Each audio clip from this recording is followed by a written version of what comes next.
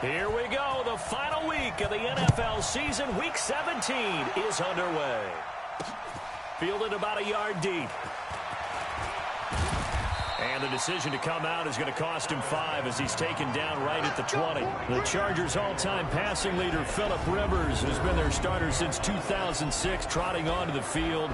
And I'll tell you what, he may be just a couple of years from 40, but he can still do it. You look back to 2018, some people were whispering MVP and Rivers in the same breath with what he did in that campaign. Especially impressive in 2 December primetime victories, one against the Steelers, one against the division rival Chiefs. And although things ended not quite how they wanted in the playoffs to New England, Phillip Rivers still feels like he has a lot left in the tank. Now Rivers throw into the hands of Gordon. This will be a short gain of 3 before he's brought down at the 22. And the offensive starters here for Los Angeles. I don't think it's hyperbole to say that Mike Pouncey's one of the best centers in the league. And to me, he helped usher in that new wave of centers. Agile, able to get to the second level and block people downfield, able to pull like a guard and get out in front of ball carriers, and pass protects really well, helps keep his quarterbacks clean. And the Chiefs D closes in on him again, and they drop him behind the line. That backs him up 1 yard and brings up 3rd down.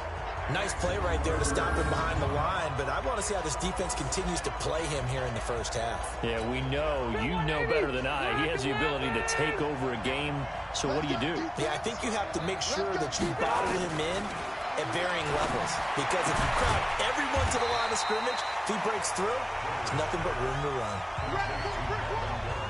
There's an example of good situational football being played by a defense. They understood where the 3rd down play was, the down and distance, and made sure that they didn't get anywhere near that, bringing up 4th down. Yeah, they were sniffing out that marker, didn't want to let him get close to there, and now a likely 3 and out to start. Yeah, I love the way they rallied to the football and got to him and made sure he didn't give up much run after catch.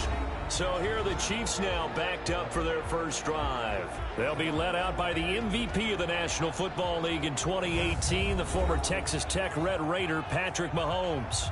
Okay, I'm not taking a turn to negative town, even though it's going to sound like it. The 2 interceptions he threw last week, those obviously have to be eliminated, and that was the focus of practice this week. But let's face it, he did throw 3 touchdowns. And they got the win. So I think it was a good week for him to work on things. Had some positives, the win being first and foremost. Now he's just got to eliminate those interceptions. Good yardage as he rumbles for 24 and a first.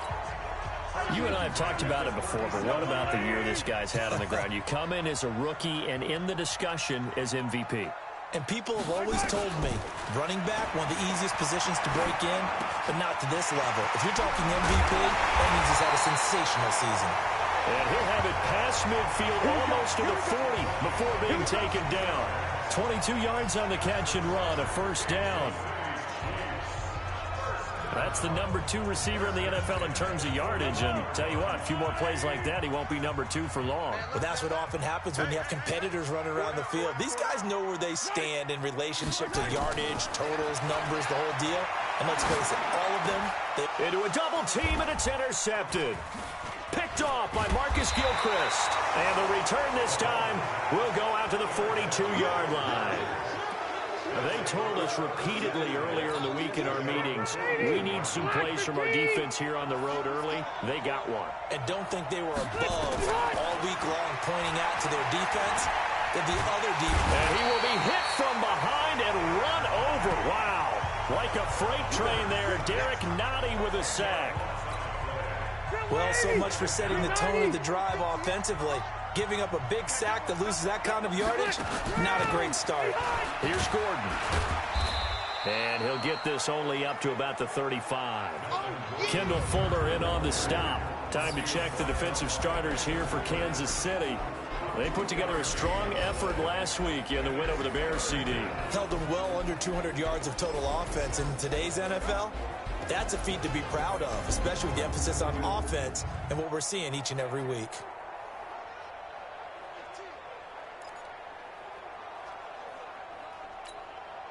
Now on 3rd down, an extra DB out there for the Chiefs.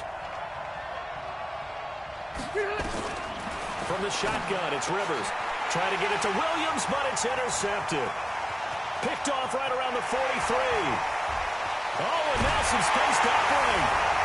And he will take this one home. It's a touchdown. And remember, this is the #1 defense in the National Football League. There's a good example of why. Shows that they set an aggressive tone, not just stopping the run, not just getting after the quarterback, but the ball's in the air. They treat it like they're the receivers, and they went after that one and took it all the way.